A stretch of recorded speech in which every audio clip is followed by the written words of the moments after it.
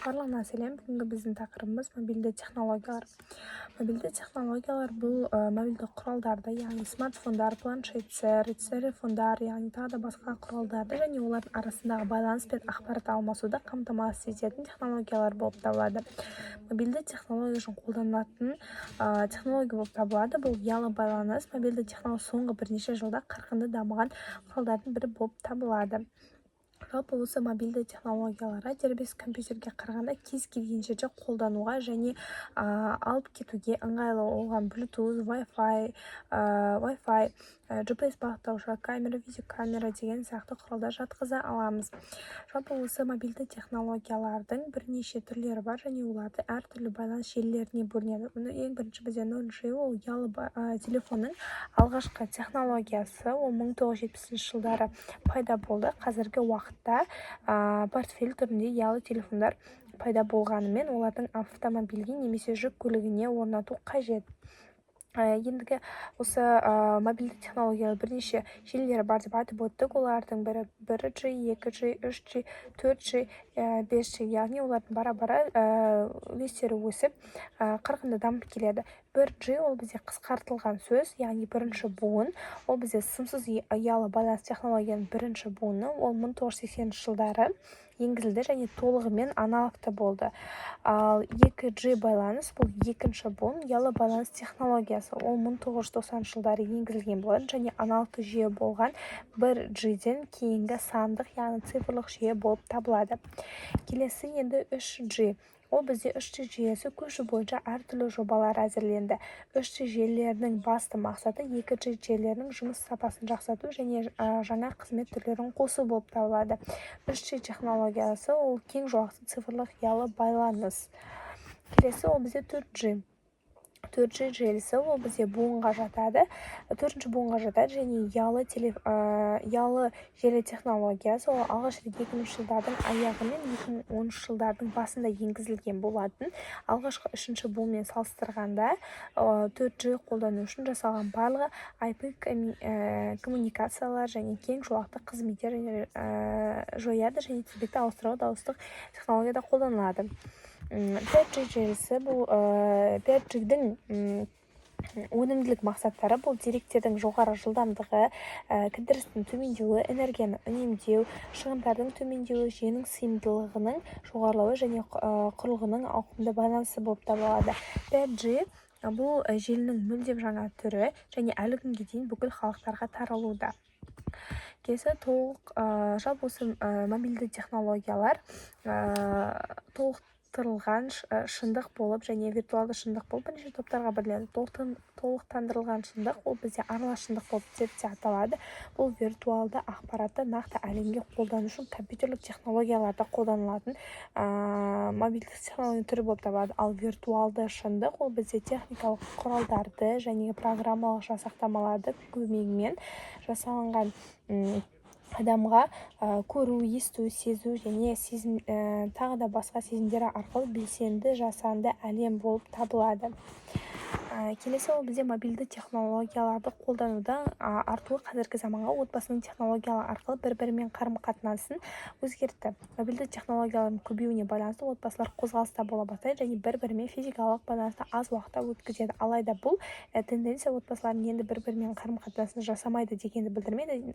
Керісінше олардың цифрлық нұсқаға айналғанын, яғни олардың арасындағы байланыстың цифрлық нұсқаға ауысқанын көрсетеді. Келесі осы мобильді оқыту түрі. Ол бізде мобильді оқыту білім саласына енгізу жобаларын жүзеге асыруды түрлі мобильді құрылғыларды, смартфондар, MP3 плеер, планшеттер, дауысты құрылғылар, дидактикалық мүмкіндіктер зерттеліп, білім алуға оңтайландыра бастады.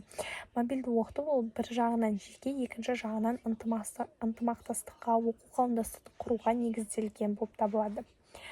Келесі енді медициналық қосымшалар, яғни мобильді технологиялар медициналық қосымшаларда қолданылуы. Қазіргі медициналық индустрия жаңа дамып келе жатқан технологиялар енгізе бастаған болатын. Олар мысалында онлайн режимінде емдеу, онлайн режимінде жазылу, телемедициналық ынтымақтастық және онлайн төлем оларды тәжірибелендіре түскен болатын. Жалпы мобильді электрондар электрондық коммерция пайдаланушыларға кез келген уақытта, кез келген жерде қажетті қызметтерді, қосымшаларды, ақпаратты және ойын-сауықтарды ұсына алады. Тауарлар мен қызметтерді сатып алу және пайдалану мобильді терминдердің енгізуімен ыңғайлы бола бастаған болатын. Жалпы смартфондардың ендігі болашағы.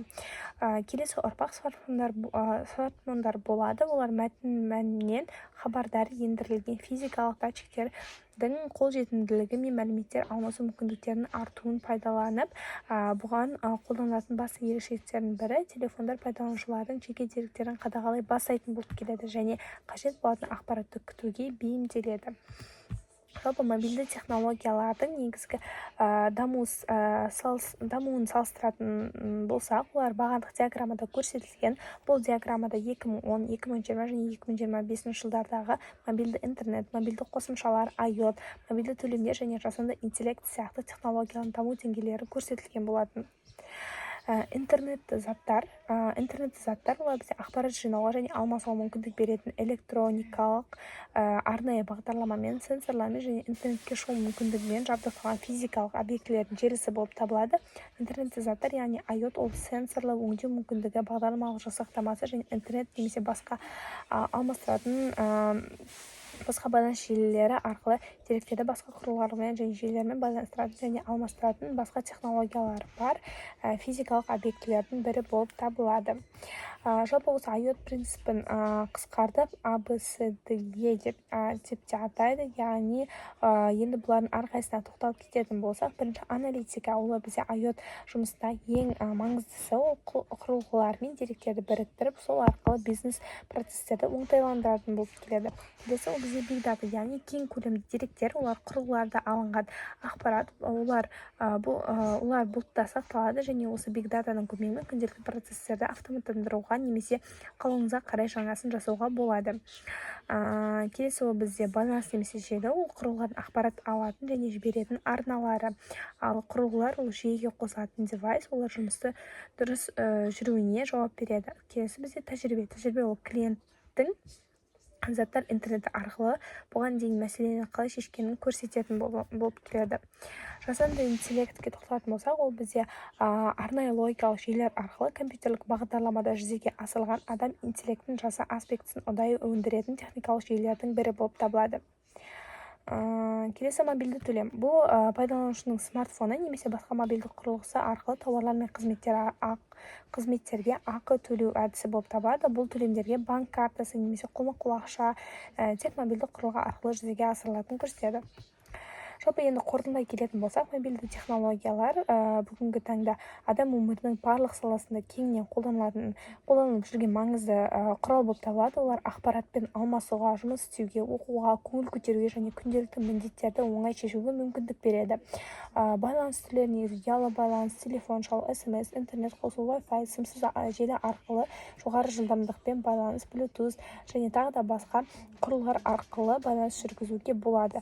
Жалпы осы мобильді технология бұл тек қана байланыс құралы емес, ол заман талабымен өмір сүрудің негізі болып табылады. Алдағы уақытта олар одан әрі дамып, өміріміздің жеңілдетіп, тиімді әрі ыңғайлы ете түсінетіні анық болып келеді. Осымен біздің мобильді технологиялар туралы презентациямыз аяқталды. Назарларыңызға рахмет.